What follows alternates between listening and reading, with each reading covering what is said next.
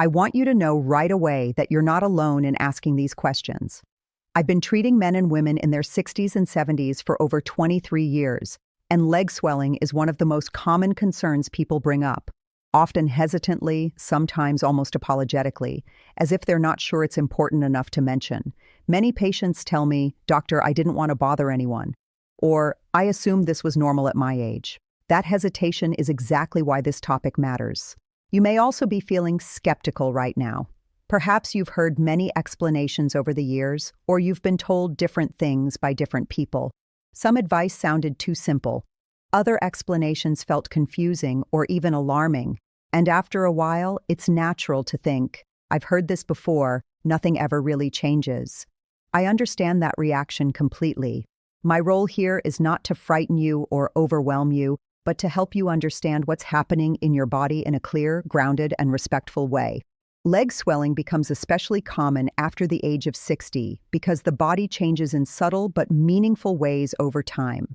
Circulation is not quite as efficient as it once was.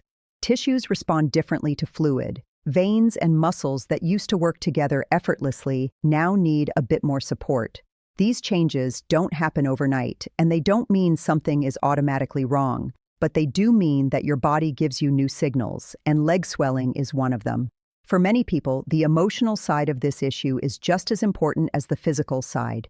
Swollen legs can make you feel heavy, tired, or uncomfortable. They can limit how long you want to walk, stand, or even leave the house. Some patients tell me they stop wearing certain clothes or shoes because they no longer feel comfortable or confident. Others worry silently, wondering if the swelling is a warning sign they're missing. These feelings are real, and they deserve to be acknowledged.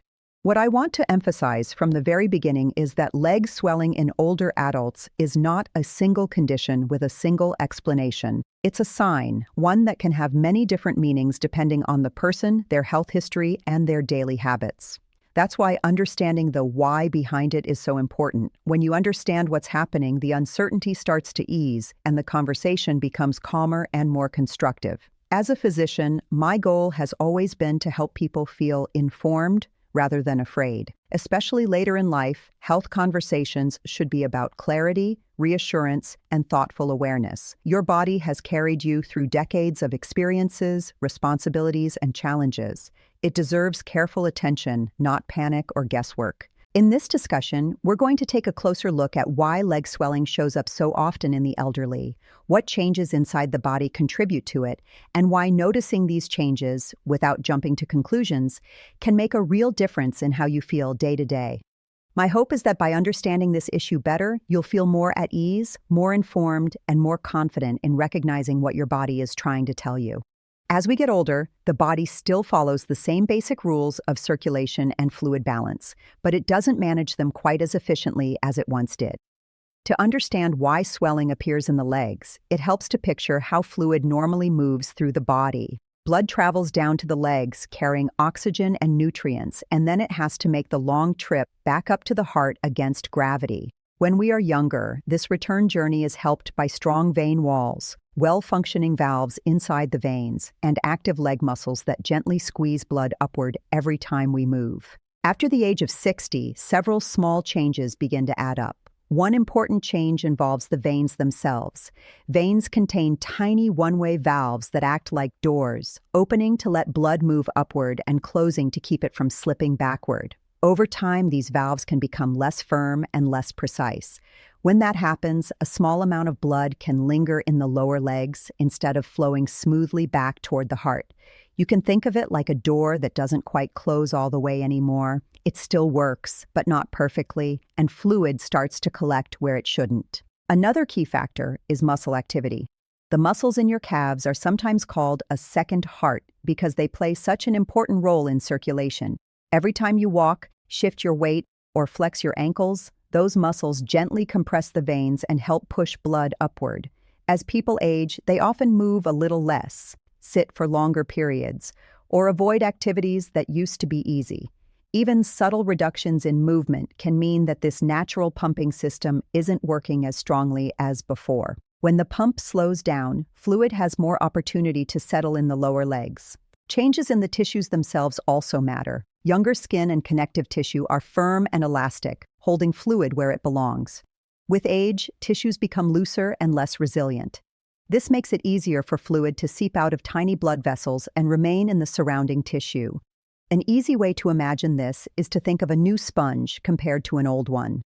The older sponge absorbs water quickly and holds onto it longer, instead of springing back the way it once did. Aging tissues behave in a similar way. The lymphatic system plays a role here as well. This system acts like a cleanup crew, collecting excess fluid and waste from tissues and returning it to circulation. Over time, lymphatic flow can slow down, especially in the legs where gravity is already working against it. When this drainage system becomes less efficient, fluid that would normally be cleared away can linger, contributing further to swelling. There is also the influence of gravity itself. Gravity affects everyone, but its effects become more noticeable when circulation and tissue support are not as strong as they once were. During the day, especially when standing or sitting upright for long periods, gravity naturally pulls fluid downward. In younger bodies, the circulatory and lymphatic systems counteract this easily. In older bodies, the balance is more delicate, so the same daily activities can result in visible swelling by evening. Finally, the way the body manages fluids overall can shift with age. The kidneys, blood vessels, and hormones that regulate fluid balance still function, but they may respond more slowly or less precisely to changes. This doesn't automatically indicate a serious problem, but it does mean that fluid regulation becomes more sensitive to daily stresses, posture, and activity levels. All of these processes are gradual and interconnected. Leg swelling is rarely caused by just one single change. Instead, it reflects how aging affects circulation, muscle activity, tissue structure, drainage systems, and gravity all at once. Understanding these mechanisms helps explain why swelling is so common later in life and why it often appears gradually rather than suddenly. I remember a woman in her early 70s who came to see me looking more tired than worried. She told me that by late afternoon, her ankles would feel tight and heavy, almost as if they didn't quite belong to her anymore. In the mornings, everything looked normal, but as the day went on, the swelling slowly appeared. She said it made simple things harder. Walking around the house, standing in the kitchen to cook, even putting on her shoes. What troubled her most was not pain, but uncertainty. She kept asking herself why her body seemed fine when she woke up, yet different by evening. She wondered if she was imagining it, or if it was something she should have noticed earlier. As we talked, it became clear that her daily routine had changed over the years. She was less active than she used to be, spending more time sitting, reading, or watching television. She hadn't connected that change to what she was seeing in her legs. When I explained how muscles help move fluid upward and how gravity quietly works against us during the day, she nodded slowly. She said it finally made sense why the swelling followed the rhythm of her day, rather than appearing all at once. That understanding alone eased much of her frustration because it replaced confusion with clarity. Another patient, a man in his late 60s, described a different kind of struggle. He told me he felt embarrassed by his swollen legs. He avoided wearing shorts and stopped going on longer outings because his legs felt heavy and uncomfortable. He had tried to ignore it, assuming it was simply what aging looked like, yet part of him worried that he was missing an important signal. He said, "I don't feel sick, but I don't feel like myself either." That feeling of being caught between normal aging and something unknown is very common. When we discussed what was happening inside his body, he was surprised to learn that the veins and tissues change gradually over time. The idea that tiny valves inside the veins could become less efficient helped him understand why the swelling wasn't dramatic, but persistent. It wasn't a sudden failure, it was a slow shift. He also recognized how long periods of sitting during the day allowed fluid to settle in his legs. Once he understood that multiple small changes were working together, the problem felt less mysterious and less frightening. Many patients tell me they feel frustrated because leg swelling doesn't behave the way they expect a health issue to behave. It can come and go, it can look mild one day and more noticeable the next. This unpredictability can make people doubt their own observations. Some worry they are overreacting, while others worry they are not paying enough attention. These emotional ups and downs are a natural response to a body that is changing in ways that aren't immediately explained. What I want you to take from these experiences is that leg swelling often reflects how everyday life, aging tissues, circulation, and movement interact. The people I see are not careless or uninformed. They are thoughtful individuals trying to understand new signals from their bodies. When those signals are explained in a calm and realistic way, the sense of isolation fades. They realize that what they are experiencing is shared by many others, and that understanding the reason behind it can be the first step toward feeling more at ease with their own bodies again. As you move through your daily life, practical awareness begins with noticing patterns rather than fixating on isolated moments.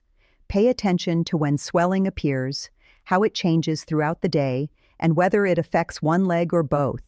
Observe how your legs feel in the morning compared to the evening, or after periods of sitting or standing.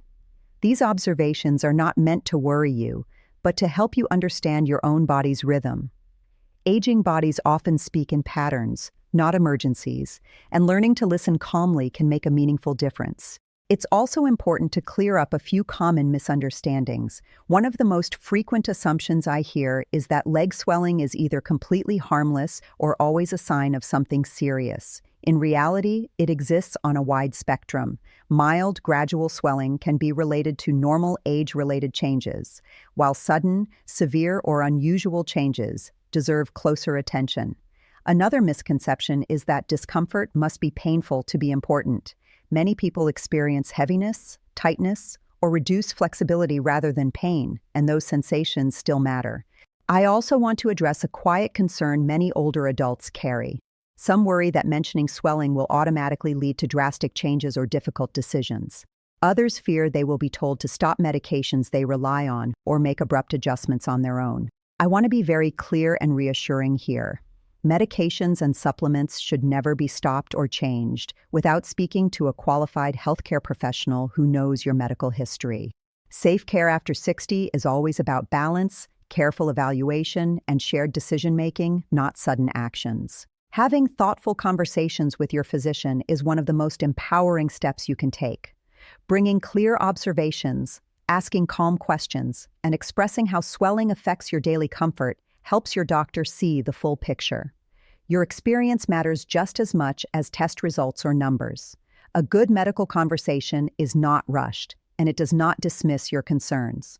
It considers your age, your overall health, and your quality of life together. As we age, the body becomes more sensitive to changes, and that sensitivity is not a weakness. It's a signal to approach health with patience and attentiveness. Swelling in the legs is one of many ways the body reminds us that long-term health is about awareness, consistency, and partnership with healthcare professionals. It's about understanding benefits and risks, especially later in life, and choosing calm, informed paths forward. I want you to leave this discussion feeling steadier, not alarmed. Your body has supported you through decades of living, and it deserves care that is thoughtful and respectful. Paying attention does not mean assuming the worst. It means staying connected to your health with clarity and confidence. This is Dr. Linda Harrison, and my hope is that you feel reassured, informed, and supported as you continue caring for your health with patience and understanding.